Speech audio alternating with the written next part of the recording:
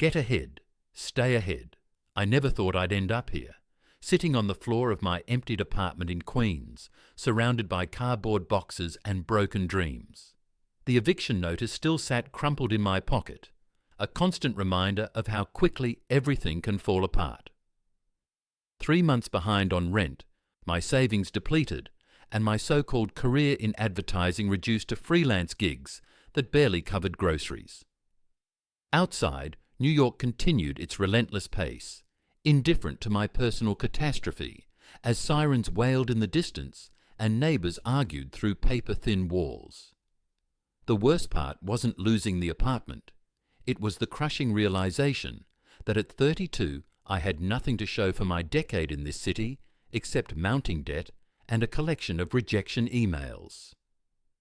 My phone buzzed with another message from my mother in Ohio, asking if I'd considered coming home to regroup. The thought made my stomach tighten. Moving back would mean admitting defeat, confirming what my father had predicted when I'd packed up my car and headed east. New York will chew you up and spit you out.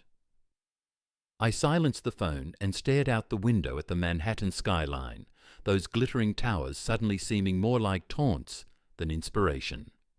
That night, crashing on my friend Marcus's couch in his cramped Brooklyn apartment, I couldn't sleep despite exhaustion. The spring digging into my back seemed like the perfect metaphor for my situation, uncomfortable and unavoidable. Through the thin walls, I could hear Marcus and his girlfriend whispering, probably discussing how long they could reasonably let me stay.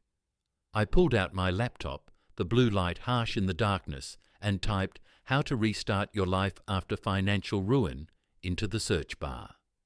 Among the predatory loan offers and bankruptcy attorney ads, one link caught my eye. Get ahead. Stay ahead. 5 principles for rebuilding.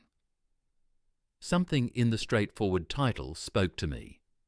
As rain began pattering against the window, I clicked the link, not knowing this small action would be the first step in a journey that would transform everything. The website wasn't flashy, no promises of overnight success or get-rich-quick schemes. Instead, a simple blog post outlined 5 principles for moving forward after hitting bottom. The first principle hit me like a punch to the gut. Own your reality completely before attempting to change it. The author, a former Wall Street trader who'd lost everything in 2008, wrote about spending 3 months blaming the market, his bosses, and the system before finally acknowledging his own role in his downfall. Only then could he begin rebuilding. I closed the laptop around 3 a.m., uncomfortable with how closely his words mirrored my situation. Morning came with the sounds of Marcus making coffee in the kitchen. The apartment was barely 600 square feet, with exposed brick that looked charming in rental listings but mainly trapped cold and dampness. "Sleep okay?" he asked, sliding a mug across the counter to me. I nodded, though we both knew it was a lie. Marcus had been my friend since college, one of the few who'd stuck around through my recent downward spiral.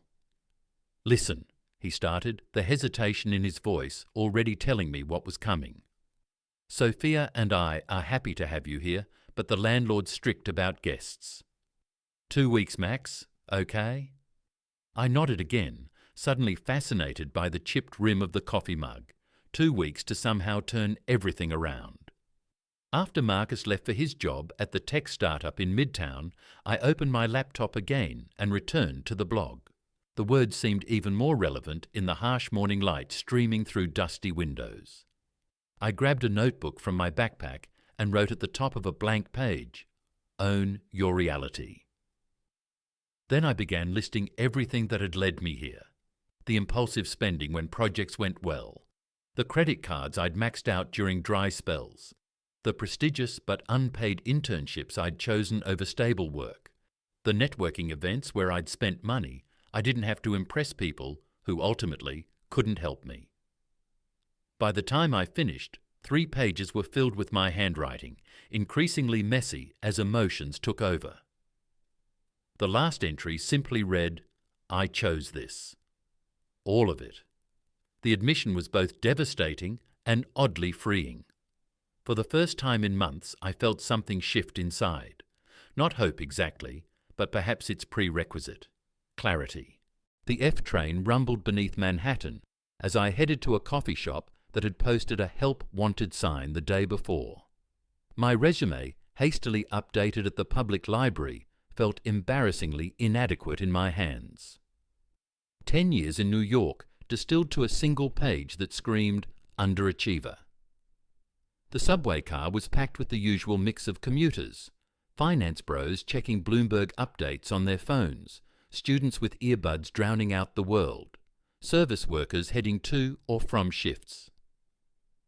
I used to look at them with a sense of superiority, convinced my creative ambitions place me in a different category. Now I recognize the arrogance of that thinking. The second principle from the blog had been simple: your network is your net worth, but not in the way you think. The author argued that most people misunderstand networking, focusing on collecting influential contacts rather than building genuine relationships across all levels. As if to illustrate this point, I spotted Dave, a former colleague who'd always seemed unremarkable at the agency: quiet, efficient, the kind of person executives barely noticed. We made eye contact, and I braced myself for the awkward encounter, expecting pity or dismissal. Instead, he moved through the crowded car to sit beside me. "Man, great to see you. How have you been since North Star folded?" What began as casual catch-up evolved into something unexpected. Dave now ran the in-house creative team at a sustainability startup in Soho. When I reluctantly admitted my situation, there was no judgment in his eyes. "Actually, we're slammed right now. Could use a freelancer for about 6 weeks while we finish this campaign. It's not huge money, but it's something." He pulled out his phone and took my email address. By the time I reached my stop, I had an official project brief in my inbox and a start date for the following Monday. The coffee shop interview suddenly became unnecessary. Walking back into the sunlight on Prince Street, I realized the second principle had just materialized before my eyes. A connection I'd barely cultivated had opened a door when the important contacts in my network remained silent. Dave's freelance project paid enough to cover a security deposit on a room in a shared apartment in Astoria. The space was barely larger than a walk-in closet, with just enough room for a twin bed and a narrow desk beneath the window. My new roommates, Keisha, a nurse at Mount Sinai, and Jorge, a PhD student at Columbia, kept to themselves, which suited my need for focus. The project demanded long hours, but for the first time in years, I found myself energized rather than drained by the work. The startup's mission of helping companies reduce waste aligned with Principle 3 from the blog: subtract before you add.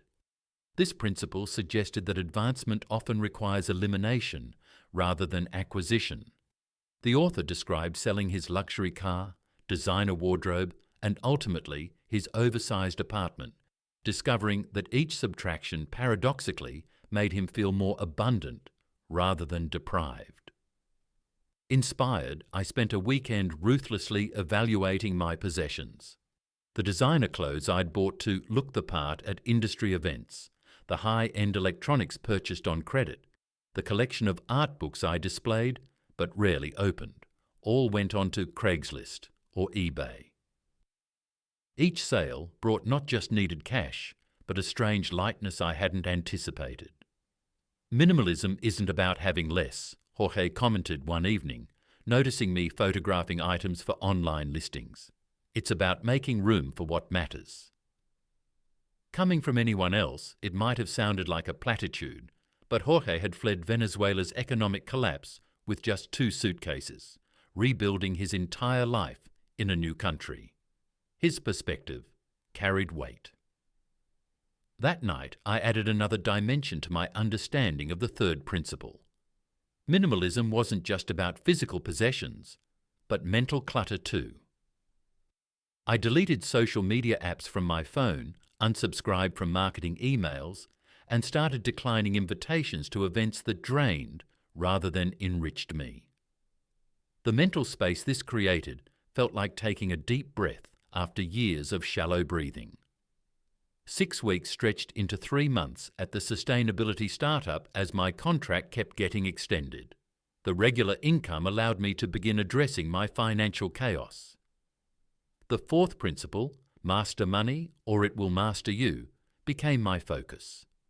I discovered the public library offered free financial literacy workshops, and every Saturday morning found me in a basement meeting room with a diverse group of New Yorkers, all seeking to understand the systems that had entangled us. Ms. Rodriguez, a retired accountant who volunteered as the instructor, cut through financial jargon with refreshing directness. Debt is neither good nor bad, she explained. It's a tool. The question is whether you're using the tool or it's using you. Under her guidance, I created a debt repayment strategy, prioritizing high-interest credit cards while maintaining minimum payments on everything else. Every extra dollar from my gradually increasing freelance rates went toward this plan. The process was painfully slow. Watching the numbers decrease by small increments each month required patience I wasn't sure I possessed. During one particularly discouraging moment, I confessed to Ms. Rodriguez that at this rate it would take years to become debt-free. She nodded, unperturbed by my frustration. Yes, it will. That's the reality you're owning? Would you rather not know and keep digging the hole deeper? Her words reconnected me to the first principle, reminding me that acknowledging reality, however uncomfortable, was the foundation of everything else. I began tracking every expense in a small notebook, becoming intimately aware of where each dollar went. This practice revealed patterns I'd been blind to before, the $14 daily lunches adding up to nearly $300 monthly, the subscription services I barely used, the impulse purchases that provided momentary distraction but no lasting value. Most revealing was calculating the true cost of convenience, the delivery fees, the ride shares when the subway would have sufficed, the premiums paid for last-minute solutions to problems that could have been avoided with planning. New York had always seemed impossibly expensive, but I was beginning to see how my own choices amplified that reality. As my financial situation stabilized, I found myself hungry for growth beyond immediate survival. The sustainability startup environment exposed me to business models and strategies I'd never considered in my agency bubble. I began staying late, asking questions, volunteering for projects outside my strict job description. Dave noticed this shift and invited me to lunch at a small Ukrainian diner in the East Village. Between bites of borscht and dark bread, he offered a surprising proposition. Our marketing director is looking for someone to mentor. Weekly meetings, career guidance, that sort of thing. I suggested you. The fifth principle from the blog had emphasized mentorship. Find someone who is where you want to be and learn not just what they do, but how they think. The marketing director, Elaine Chen, had built her career navigating the transition from traditional to digital marketing, exactly the path I needed to master. Our first meeting in her glass-walled office overlooking Houston Street was intimidating. Her resume included companies I'd dreamed of working for, and her direct manner left little room for the self-deprecation I often hid behind. I don't have time to coddle anyone, she stated plainly. If we do this, you'll get honest feedback, specific assignments to stretch your capabilities, and connections when you've earned them. What I need to know is whether you'll actually do the work. That question, whether I would do the work, became a turning point. In the past, I'd been attracted to shortcuts and big breaks, fantasizing about being discovered rather than methodically building skills. Elaine's mentorship offered no such shortcuts. Each week brought challenging assignments on top of my regular workload, analyzing competitor strategies, creating campaign proposals, studying metrics until the numbers revealed clear patterns of consumer behavior. The most valuable lessons came from her feedback, unsparing but constructive, identifying precisely where my thinking needed refinement. "You have creative instincts," she noted during our 3rd month, "but instinct without analysis is just guessing. Learn to marry the two." Gradually, my approach to problems began changing, becoming more structured and evidence-based, without losing the creative spark that had drawn me to this field initially. Winter in New York arrived with brutal winds whipping between buildings and grey slush soaking through shoes. My financial situation had improved enough to afford proper winter boots, a small victory that nonetheless symbolised progress. The sustainability startup had offered me a permanent position, providing stability I hadn't experienced since arriving in the city. Yet something was still missing. The blog's first principle had resurfaced in my thoughts. Owning your reality meant acknowledging not just failures, but unfulfilled needs. And I had been ignoring a fundamental one: meaningful community. My previous networking had centred entirely on career advancement, industry parties where conversations rarely ventured beyond project budgets, and client gossip. I realised I'd spent a decade in New York without developing the kind of supportive relationships that make a place feel like home. Jorge noticed my restlessness and invited me to a community garden project in a formerly vacant lot near our apartment. "Just come once," he insisted. "If you hate it, no pressure." That Saturday, I found myself kneeling in cold dirt, planting winter-hardy vegetable starts alongside neighbours I'd passed on the street but never spoken to. Elderly Greek women who'd lived in Astoria for decades, young families, fellow transplants from across the country and world. What began as a one-time favour to a roommate evolved into a weekly commitment.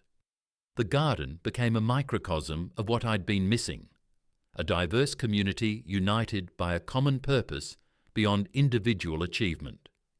Maria, an octogenarian who directed our efforts with gentle authority, taught me to recognise plants I'd previously ignored and prepare dishes from forgotten vegetables.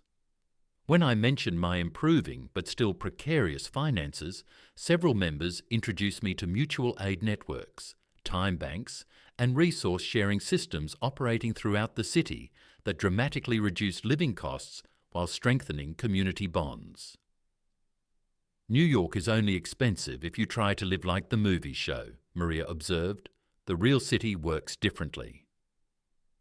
Through these connections, I found myself learning skills I'd never prioritised: basic carpentry, food preservation, even advocacy at community board meetings where local decisions were shaped.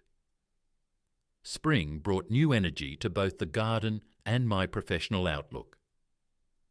Elaine's mentorship had expanded my marketing skills considerably, particularly in data analysis and strategic planning.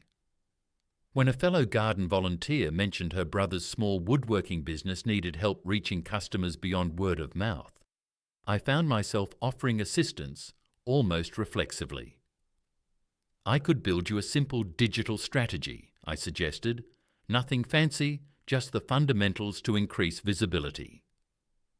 What began as casual advice evolved into my first independent consulting client, with a modest fee that nevertheless represented something significant, value I could provide beyond my primary employment. This development aligned with another insight from the blog I'd long since memorized. Multiple, modest income streams provide more security than a single larger one.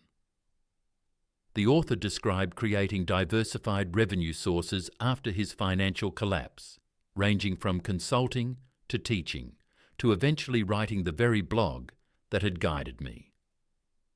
Inspired by this model, I began selectively offering marketing services to small businesses in sectors I cared about: independent bookstores, sustainable fashion designers, community-focused restaurants. These projects required evening and weekend hours, but brought something my regular job couldn't: direct impact on enterprises whose missions resonated with my evolving values. Keisha noticed my increasingly packed schedule and asked over breakfast one morning whether I was burning out. The question gave me pause. Burnout had contributed to my previous collapse when I'd pushed myself relentlessly without clear purpose. After reflection, I realized this felt fundamentally different. Before, I was working to project success, I explained. Now I'm building something with foundations. The side consulting wasn't just about additional income, but about creating relationships with business owners throughout the city, understanding different industries, and developing a portfolio of results that belonged entirely to me rather than an employer. Each new client connection also expanded my knowledge of how New York's true economy functioned beneath the glossy surface portrayed in media, the interdependent networks of small businesses that formed the city's resilient core. Autumn marked 1 year since my financial collapse. The changes in my external circumstances were measurable. Debt reduced by 60%, a stable job, growing side business, emergency funds slowly accumulating, but the internal transformation felt more significant. I no longer defined success by comparison to others or measured my worth through consumption. The sustainability startup had promoted me to lead a new initiative focused on helping small businesses implement environmental practices, perfectly aligning with my consulting work. This synchronicity between day job and personal business created a flywheel effect where each endeavour strengthened the other. Recognition began coming from unexpected places. A case study I'd written about one of my consulting clients was shared widely in industry newsletters. Elaine recommended me for a panel discussion at a marketing conference where I'd previously attended as an anonymous face in the crowd. Former colleagues reached out on LinkedIn, curious about my career pivot. These external validations were gratifying, but no longer defined my sense of achievement. More meaningful was the moment when Ms. Rodriguez asked me to co-facilitate a financial literacy workshop, acknowledging how far I'd come from the desperate person who'd first attended her class. "Your story resonates," she said simply. "People need to hear about real recovery, not just theoretical advice." Standing before the workshop participants, some in circumstances worse than mine had been, I shared my journey through the 5 principles that had guided me. As I spoke, I realized I'd added a 6th principle through lived experience. Authentic success leaves a ladder down for others. The workshop participants asked questions that forced me to articulate aspects of my transformation I hadn't fully processed. One woman, clutching a folder of overdue notices similar to what I'd once carried, asked what I considered the single most important factor in my turnaround. The answer came with unexpected clarity: learning to align external actions with internal values. In my previous life, I'd pursued success as defined by others. Now, each decision, from where I lived, to how I worked, to what I consumed, reflected a coherent vision of what truly mattered to me. 2 years after hitting rock bottom, I stood in a very different reality. The room in Astoria had been upgraded to a small but sun-filled 1-bedroom apartment in the same neighbourhood, decorated minimally but intentionally with items that held meaning rather than status. My consulting business had grown enough to allow me to reduce my startup hours to part-time, creating space for both client work and community involvement. The garden had expanded to include educational programs for local schools, where I occasionally taught workshops on sustainable business models to teenagers. Financial stability had replaced constant anxiety, though I maintained the careful tracking habits that had helped create that stability. What surprised me most was how my definition of getting ahead had transformed. The competitive striving that once drove me had been replaced by a collaborative approach to advancement. Success now meant having enough while contributing to something larger than individual achievement. This shift wasn't about lowering ambitions, but redirecting them toward more sustainable and meaningful targets. I still worked hard, often harder than in my previous life, but the work served purposes I genuinely valued, rather than an endless treadmill of status acquisition. The blog that had initially guided me had become a reference point I returned to regularly, each reading revealing new layers of wisdom as my own experience deepened. On a crisp October evening, I walked along the East River as sunset painted Manhattan's skyline in gold and pink. The glittering towers no longer seemed like taunts, but simply structures. Impressive, but ultimately just one manifestation of human striving among many valid forms.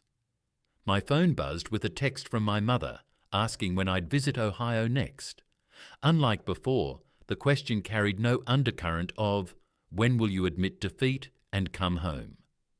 Instead, it represented a connection I'd learned to value rather than avoid. As I typed a response suggesting dates, another message arrived from a former colleague facing her own financial crisis, reaching out after hearing me speak at a community event. "Can you share those principles you mentioned?" she asked.